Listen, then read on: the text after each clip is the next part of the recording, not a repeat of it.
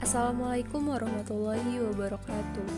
Perkenalkan, nama saya Anissa Nabila dengan NPM 1911090015 dari kelas Fisika 6D. Di sini saya akan membuat sebuah konten mengenai tentang hukum gravitasi Newton. Mungkin ada dari beberapa kalian yang mungkin belum mengetahui tentang apa sih yang dimaksud dengan hukum gravitasi Newton itu. Nah, hukum gravitasi Newton itu adalah gaya tarik gravitasi yang bekerja antara dua benda sebanding dengan massa masing-masing benda dan berbanding terbalik dengan kuadrat jarak kedua benda tersebut. Seperti yang terlihat pada gambar, itu merupakan gravitasi bumi. Benda-bendanya ditarik ke arah pusat bumi, dan gaya tarik bumi terhadap benda-benda ini itu dinamakan dengan gaya gravitasi bumi. Besar gaya tarik-menarik ini itu berbanding lurus dengan massa masing-masing benda dan berbanding terbalik dengan kuadrat jarak antara keduanya. Rumus yang biasanya digunakan untuk menghitung gaya tarik gravitasi yaitu F sama dengan G M1 dikali dengan M2 per R kuadrat, di mana F itu adalah gaya tarik gravitasi dengan satuan Newton.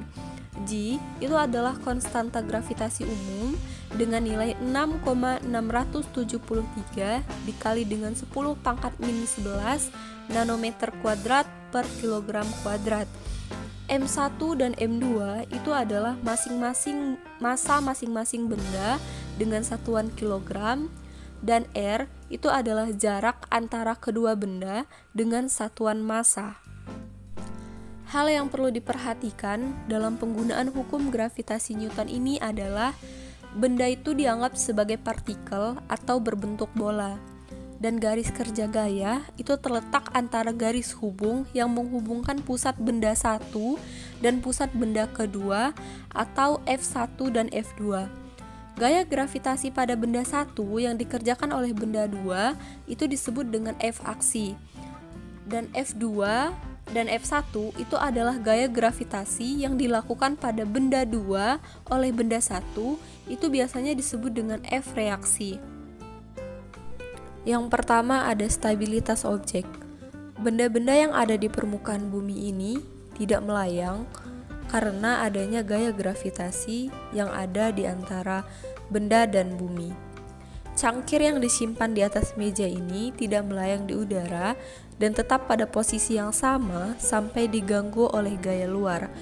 Demikian pula gravitasi bertanggung jawab untuk menjaga benda lain dalam posisi stabil. Yang kedua ada pasang surut. Pasang surut itu adalah naik turunnya air laut secara periodik dalam jangka pendek. Gelombang besar ini terjadi di lautan karena tarikan gravitasi bulan dan matahari yang bekerja di atas air yang ada di lautan tersebut.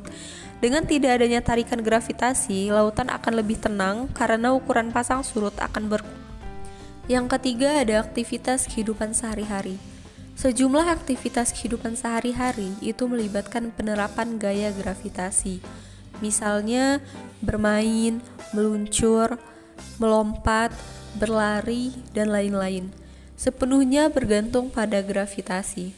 Seorang anak meluncur melalui perosotan hanya karena adanya gravitasi di bumi. Jika seorang mencoba melakukan proses geser yang sama. Yang keempat ada revolusi benda langit. Benda-benda langit yang ada di ruang angkasa itu berputar mengelilingi matahari dan berputar pada porosnya masing-masing. Gaya yang menyebabkan kesejajaran dan revolusi planet mengelilingi matahari itu adalah gaya gravitasi. Gaya yang sama itu bertanggung jawab atas revolusi bulan di sekitar planetnya masing-masing. Yang kelima ada buah jatuh dari pohon. Saat buah yang tumbuh di pohon sudah matang, mereka cenderung jatuh ke tanah secara alami.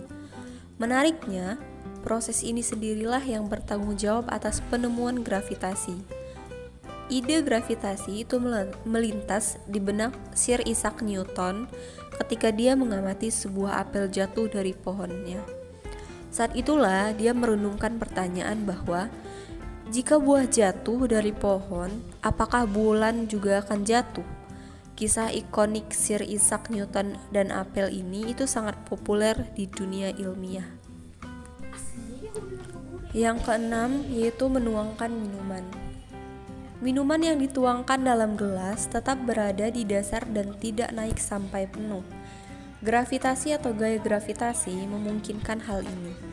Menuangkan cairan di ruang angkasa atau di wilayah gravitasi nol itu adalah tugas yang susah karena tidak adanya gaya yang menarik molekul ke dasar wadah.